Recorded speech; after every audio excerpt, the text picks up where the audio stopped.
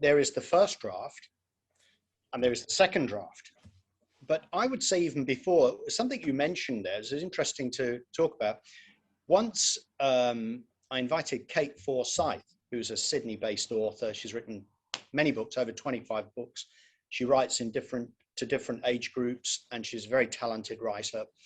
I invited her to come and give a speech and to talk about what she does with writing. And I found it very fascinating that she brought in, she first of all said she writes about one book a year. And for every book, she keeps a scrapbook. And she brought one of her scrapbooks in, and it was really fascinating because she writes fantasy. So she brought a scrapbook in, she opened it up, and inside were all these like textures, like articles she'd ripped out, bits of textile, just all this creativity that's gone through her mind, little trigger points, things that remind her of stories, of characters, of scenarios, and she crammed it all into this single resource. And I thought that was really clever and just very useful to do, because before then I was your typical sort of unorganized, disorganized person going around and say, okay, I've got this idea, I'll write it down on a piece of paper, put it in the drawer.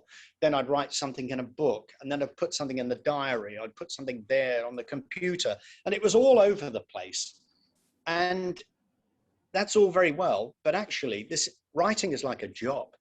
There's an art to it, and there's a craft to it. And the craft side of it is about being organized, structured, about making the most, having techniques that help you to make the most of your creativity. So what I did was to copy Kate Forsyth, and I have a little book for everything I do now. I have my own resource, and it's a physical one. It's not a computer.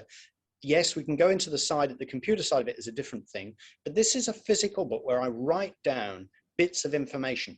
Now, most of the things I write in that book will not end up in the end product, but they are reference points to help me build and construct a world.